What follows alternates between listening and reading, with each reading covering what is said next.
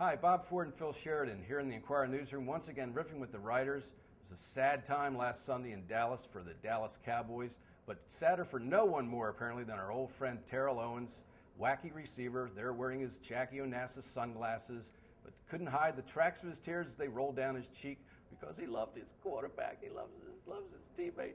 And it was a pretty amazing moment. I was in the room for that, and I was taken by surprise at the time, but on further review, it's no more surprising than a lot of the things we've seen from this guy over the years.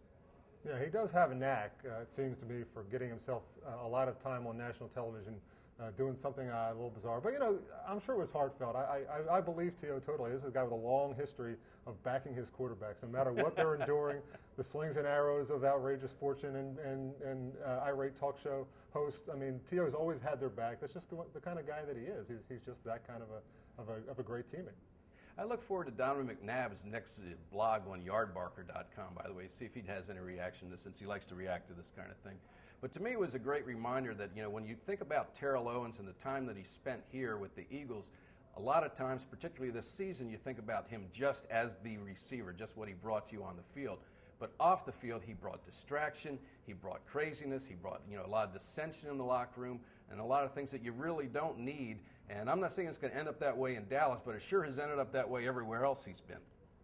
Yeah, and I think this is a sign that it's going to end up that way in Dallas, and he's heading down that road now. I mean, the first year there were some problems. It was the overdose that the 25 million reasons to live press conference. There's a lot of things that went on. He has kind of taken some shots at Romo in the last year or two, and then he paid for this trip for Tony and Jessica because he had sort of criticized her being there and distracting them.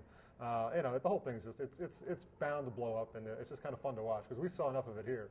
So I think it's important that we get your tissues ready because the playmaker is going to do something.